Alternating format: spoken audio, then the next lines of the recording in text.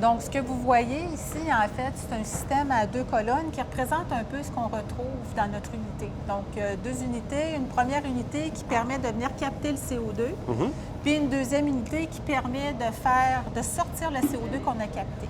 Donc, pour nous, dans le fond, c'est comme une représentation, si vous voulez, de système humain avec comme un peu un poumon industriel.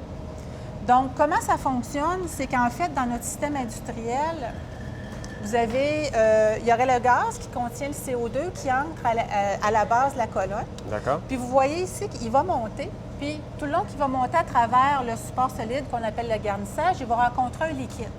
À l'intérieur de ce liquide-là, nous, on a mis l'anhydrase carbonique, donc l'enzyme qui permet d'absorber rapidement le CO2. Juste pour vous donner un petit peu une idée à quoi ça ressemble. Donc, l'anhydrase carbonique, en fait, c'est une poudre, quelque chose qu'on met sous forme de poudre. Donc, tout ce qu'on fait, c'est qu'on met cette poudre-là à l'intérieur d'un liquide. Puis c'est vraiment la combinaison des deux qui fait qu'on est capable d'enlever le CO2 d'un gaz industriel.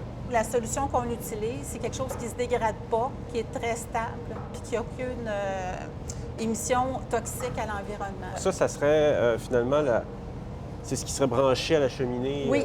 Donc le fil jaune qu'on voit là. C'est ça. Donc, ça va être Puis par la suite, c'est ça. C'est que le liquide qui va venir ici, lui, il se trouve à avoir capté le CO2 qui était dans le gaz. Donc, il serait envoyé dans le deuxième système, où là, cette fois-là, on va mettre les conditions pour que le CO2 qu'on a capté, lui, on puisse le régénérer de la solution. Ce que ça va faire, c'est que dans l'effluent gazeux, j'étais peut-être à 8-10 de CO2. Quand je ressors ici, je suis presque à 80, même au-delà de 99 de CO2. Okay. Donc, ce qui fait que maintenant, j'ai un produit que je peux utiliser pour différentes applications, que ce soit dans l'alimentaire, dans la récupération du pétrole, donc tout dépendant où on est installé et des possibilités.